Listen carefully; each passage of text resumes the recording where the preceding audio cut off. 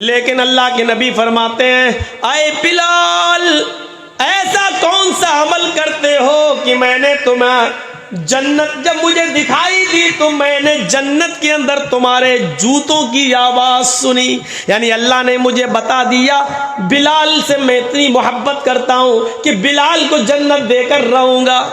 حضرت بلال کہتے ہیں اے اللہ کے رسول زیادہ عمل تو میں نہیں کرتا لیکن بس میرا ایک عمل ایسا ہے وہ یہ ہے کہ میں بغیر وضو کے کبھی نہیں رہتا. جب بھی میرا وضو ٹوٹتا ہے میں فوراً وضو بنا لیتا ہوں اور 2 4 6 8 رکعت میں نفل نماز ضرور پڑھ لیتا ہوں. قضاء حاجت گیا پیشاب و پائخانہ کیا فوراً میں نے وضو بنایا. میں بغیر وضو کے نہیں رہتا ہوں. جب بھی وضو ٹوٹتا ہے تو فوراً وضو بنا کر میں 2 رکعت 4 رکعت نفل ضرور پڑھ لیتا ہوں. اللہ کے نبی کہتے ہیں بلال یہی وہ نیک عمل ہے جس نے تمہیں تمام صحابہ سے ممتاز کر دیا ہے, تمام صحابہ سے آگے بڑھا دیا ہے. اتنا کہنا تھا اس مسجد میں بڑے بڑے امیر, بڑے بڑے مہاجن, بڑے بڑے ساہوکار, بڑے بڑے چودھری اور سرمایہ کار اور پیسے والے لوگ بیٹھے ہوئے تھے. چیخ پڑے اے بلال تمہاری شادی نہیں ہوئی ہے, او بلال تمہیں ایک نیک لڑکی کی ضرورت ہے, اے بلال تم نکاح کرنا چاہتے ہو, آؤ اے بلال آؤ میرے گھر چلو, میری چاند جیسی خوبصورت بیٹی ہے, آؤ میرے گھر چلو, پانی لے کر وہ تمہارے سامنے آئے گی, ایک نظر تم میری بیٹی پہ ڈال لو, اس کا چہرہ دیکھ لو, اس کے ہاتھ کی ہتھیلی دیکھ لو.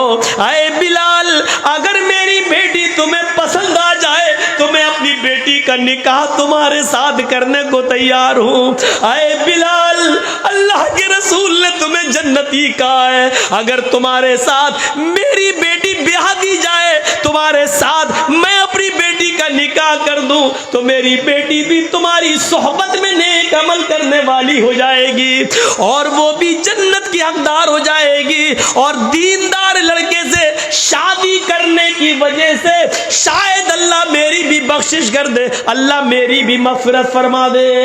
میرے بھائیوں جیسے اللہ کے نبی نے یہ کہا کہ بلال میں نے تمہارے جوتوں کی آواز جنت میں سنی ہے, صحابہ نے یہ نہیں دیکھا بلال کے ہونٹ کتنے موٹے ہیں, ان کے گال کتنے کالے ہیں, ان کا چہرہ کتنا بڑا ہے, ان کی آنکھیں کیسی ہیں, پھر اس پر نظر نہیں ڈالی. بڑے بڑے امیر صحابہ نے اپنی لڑکیوں کی پیشکش کر دی.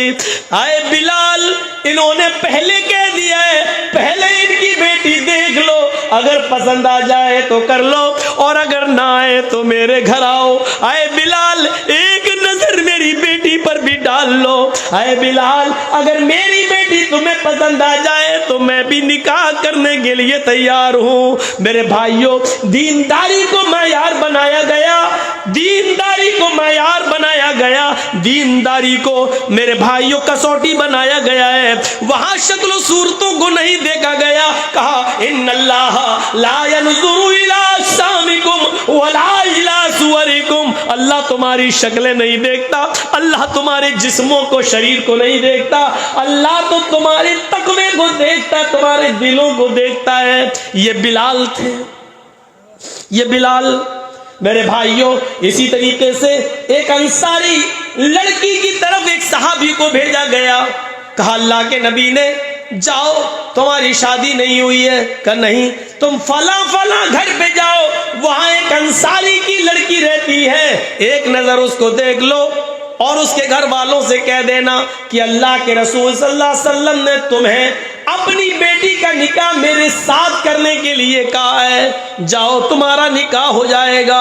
یہ آدمی جاتے ہیں, یہ صحابی رسول جاتے ہیں, دروازے کو دستک دیتے ہیں, گھر کے اندر کوئی مرد نہیں ہے, وہی لڑکی جس کو دیکھنے کے لیے بھیجا گیا ہے گھر میں اکیلی ہے, دروازے کی اوٹ سے سوال کرتی ہے تم تو موبائل چلانے میں شرماتی نہیں ہو, تم تو میسنجر اور واٹس ایپ چلانے میں شرم و حیا نہیں محسوس کرتی ہو, تم تو فیس بک چلا رہی ہو, تم تو راستوں میں موبائل پر بات کرتی ہوئی چلی جانا تمہارے لیے کوئی شرم و حیا کی بات نہ رہی.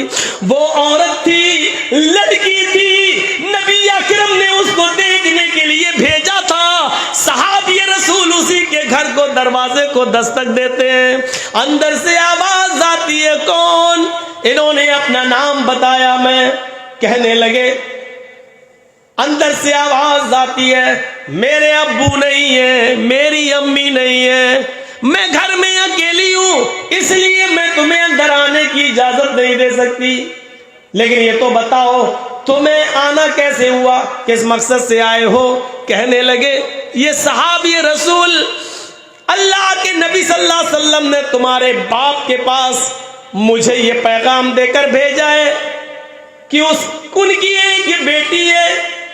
کہا ہاں میں ہی ان کی بیٹی ہوں. کہا مجھے اللہ کے نبی نے اس لیے بھیجا ہے کہ میں ان کی بیٹی کو ایک نظر دیکھ لوں, اور اس لیے بھیجا ہے کہ میں تمہارے باپ سے یہ کہوں کہ اللہ کے رسول نے تمہیں اپنی بیٹی کا نکاح میرے ساتھ کرنے کا حکم دیا ہے. اس بیٹی نے گھر کے اندر سے آواز آتی ہے تمہیں قسم ہے اس رب کی عزت و جلال کی جس کے ہاتھ میں میری جان ہے اور تمہاری جان ہے, اگر تمہیں جناب محمد رسول اللہ نے حکم دے کر بھیجا ہے اور یہ کہا ہے کہ اس گھر میں ایک لڑکی ہے اس کو دیکھ لو, تو میں اپنے گھر کے دروازے کھول دیتی ہوں اور دروازے پر کھڑی ہو کر صرف اپنی شکل تمہیں دکھا دیتی ہوں. تم ایک نظر مجھے دیکھ لو اور پھر جو کام تمہیں میرے باپ سے کہنا ہے, نبی کا فرمان سنانا ہے, وہ سنا دینا, میں دروازہ بند کر دوں گی. اس نے کہا آئل فلاں کے باپ کی بیٹی, میں قسم کھا کر کہتا ہوں اللہ کے عزت و جلال کی کہ اللہ کے نبی نے مجھے تمہیں دیکھنے کے لیے بھیجا ہے. اس نے دروازہ کھول دیا, نیچے نگاہ کر لی, ایک نظر دیکھنے کے لیے اس نے اپنا چہرہ اٹھا لیا, کیونکہ لڑکی بھی ایک نظر لڑکے کو دیکھ سکتی ہے. اس نے بھی اپنا چہرہ اٹھا لیا اور اس کے بعد اس نے کہا شاید اب تم نے مجھے ایک نظر دیکھ لیا ہے, اس کے بعد اب تمہارے لیے دیکھنا جائز نہیں ہے. یہ کہہ کر اس نے دروازہ بند کرتے ہوئے کہا اے میرے نبی کے صحابی, اگر نبی کی اجازت ہے تو تم بصد خلوص دیکھ کر اپنے دلوں میں ارمان پیدا کر کے شادی کا خواب و سپنا سجا کر جا سکتے ہو. لیکن یاد رکھنا اگر اللہ کے نبی کے حکم کے بغیر تم آئے ہو اور نبی کی حکم کے بنا تم نے مجھے دیکھا ہے تو کعبے کے رب کی قسم قیامت کے دن میں تمہارا دامن پکڑوں گی. یہاں تم نے مجھے دیکھا ہے, اس کا حساب و کتاب کل میں قیامت کے دن تم سے لوں گی. یہ کہہ کر اس نے اپنا دروازہ بند کر دیا. میرے پیارے ساتھیوں, کل تک نبی کے حکم کے بعد وہ اپنا دروازہ کھول کر صرف اپنا چہرہ دکھا کر دروازہ بند کر دیتی تھی اور جاتے جاتے یہ کہہ دیتی تھی کہ اگر یہ نبی کا حکم نہیں اور تم نے کوئی پلاننگ کر کے مجھے دیکھنے کی کوشش کی تو اس کا فیصلہ کل قیامت کے دن ہوگا. میری بہنوں, آج اس زمانے میں کون سی امیدیں تم سے لگائی جائیں, آج کیا کہا جائے, آج کے دور میں کون ہے جو یہ کہہ سکے کہ اگر تمہیں اللہ کے رسول کے حکم سے دیکھ رہے ہو تو ٹھیک, ورنہ ایسے دیکھ رہے ہو تو قیامت کے دن ہمارا حساب و کتاب تم سے قیامت کے دن ہوگا. کیا یہ زبان ہے تمہارے پاس کہنے کی؟ نہیں ہے. تم تو ایک آرڈر پر واٹس ایپ پر اپنا فوٹو بھیج دیتی ہو, تم تو ملنے کے لیے ایکسیبیشن, نمائش, یہاں تک کہ جلسوں کے اندر بھی چھپ چھپا کر ملنے کے وعدے موبائلوں پہ کر لیتی ہو. میری بہنوں, قیامت کے دن ہم کیا جواب دیں گے؟ کیا ہمیں مرنا نہیں ہے؟ کیا ہمیں اللہ کے سامنے نہیں آنا ہے؟ کیا حساب و کتاب ہمیں نہیں دینا ہے؟ کیا زندگی بھر ہمیں اسی دنیا میں رہنا ہے؟ کیا ہم نے یہ سوچ رکھا ہے؟ ہم غور تو کریں, کیا ہم اس دنیا میں ہمیشہ ہمیش کے لیے آئے ہیں؟ ہم اپنا حساب و کتاب کے خود ذمہ دار ہیں. قیامت کے دن ہر انسان کو اپنا حساب و کتاب دینا ہوگا. لا تزر وازرۃ وزر اخری, قیامت کے دن کوئی دوسرے کا بوجھ نہیں اٹھائے گا, سب اپنا اپنا بوجھ اٹھائیں گے. اس جملے پر غور کرو, اگر اللہ کے رسول کی اجازت ہے تو ٹھیک, ورنہ یاد رکھنا میری شکل، میرا چہرہ، میری آنکھ، میرے ہونٹ، میرے گال، میری پیشانی، میرے سر کے بال تمہارے لیے دیکھنا حرام ہے، اور قیامت کے دن میں تم سے اس کا حساب لوں گی، تمہارا گریبان پکڑوں گی۔